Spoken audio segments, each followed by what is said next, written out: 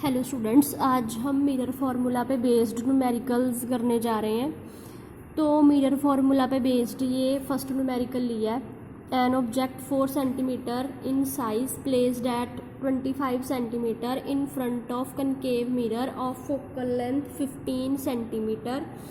Eight what distance from the mirror should the screen be place to obtain sharp image, find the nature and size of image. पहले हमारे पास ये है concave mirror. अब हमने क्या देखना है कि जब कभी भी जैसे कि इसका फॉर्मूला रहता है 1/u plus 1/v is equal to 1/f।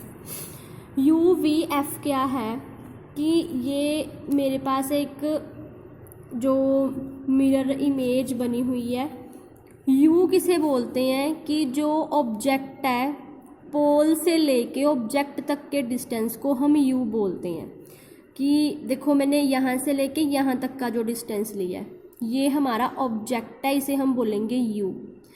ऐसे ही सिमिलरली इमेज जो कि हम जिसे बोलते हैं v का मतलब है इमेज से लेके पोल तक के डिस्टेंस को, मीन्स कि 11 जैसे कि ये है तो इसे बोलते हैं हम v।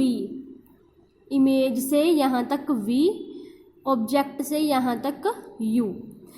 फिर हाइट किसे बोलते हैं, h जो हाइट है, हाइट किसे बोलते हैं कि जो हमारे पास ये ऑब्जेक्ट है ये कितना ऊंचा है, ऊपर से लेके यहाँ तक, यहाँ से लेके यहाँ तक, ये प्रिंसिपल एक्सिस से ऊपर तक इसकी हाइट है। और ऑब्जेक्ट को हम फर्स्ट मीन्स उसे नंबर 1 देते हैं, इमेज को हम नंबर 2 देते हैं। तो ऐसे ही अगर इमेज की हाइट देखनी है तो ये प्रिंसिपल एक्सिस से लेके जहाँ तक हमारी इमेज बन रही है वो होगी हमारे पास h2।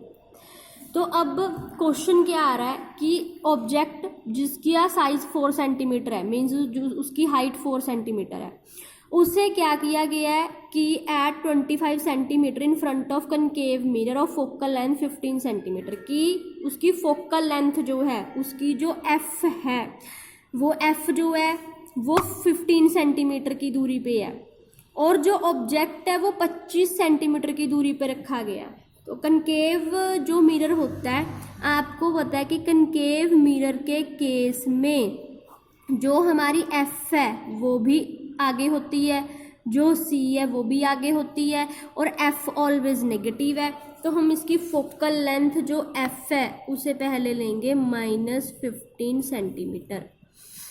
फिर उसकी हाइट, ऑब्जेक्ट की हाइट जो है 4 सेंटीमीटर है, तो इट मीन्स ये हमारे पास h1 जो है वो -4 + 4 सेंटीमीटर है।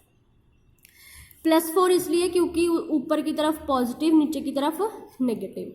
अब ऑब्जेक्ट 24 सेंटीमीटर उसका साइज है, वो 25 सेंटीमीटर की दूरी पे रखा गया, मीन्स यहाँ से लेके इस तरफ, अगर हम इस डायरेक्शन में मूव करेंगे तो नेगेटिव।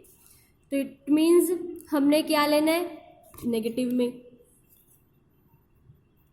अब फॉर्मूला लगा दो 1/u प्लस 1/v 1/f। तो f क्या है -1/15, u क्या है -1/25, v हमें पता नहीं है तो 1/v -1/15 + 1/25। इसे सॉल्व करके हमारे पास v आ रहा है -337.5 सेंटीमीटर। ये सारा सॉल्व करके हमारे पास आ गया ये v। जो v है वो नेगेटिव में आ रही है, तो v अगर कभी भी नेगेटिव में आती है v, तो इट मीन्स वो क्या होगी, रियल इनवर्टेड। नीचे की तरफ बन रही है तो वो नेगेटिव होगी। आपको पता ही है कि जिस तरफ हमारा ऑब्जेक्ट हो अगर उसी तरफ इमेज बनती है तो वो रियल एंड इनवर्टेड है। अगर वो पीछे की तरफ बनती है, मीन्स इस तरफ बनती है अगर इमेज, तो हम उसे बोलते हैं वर्चुअल एंड इरेक्ट। तो v नेगेटिव है इसलिए ये रियल एंड इनवर्टेड है। तो ये तो फर्स्ट आ गया हमारे पास कि हमने v पता कर लिया, ठीक है। अब आगे find the nature and size of image. तो अब नेचर पता चल गया, रियल एंड इन्वर्टेड है।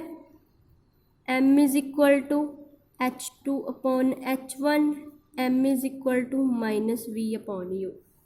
हमारे पास उसकी मैग्नीफिकेशन की वैल्यू नहीं है, लेकिन हमने साइज पता करना है इमेज का, हमने h2 फाइंड करना है। तो h2/h1 -v/u।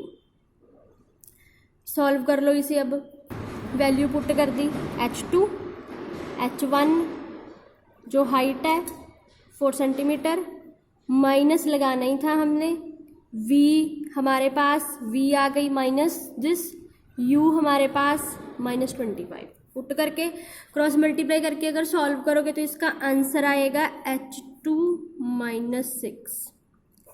तो हाइट उसकी नेगेटिव में आ रही है, हाइट आ रही है उसकी नेगेटिव। अगर नेगेटिव में हो तो हम वर्ड यूज करते हैं रियल इन्वर्टेड। ये है हमारा concave mirror based numerical. I hope आपको ये क्लियर हो गया होगा। Thank you.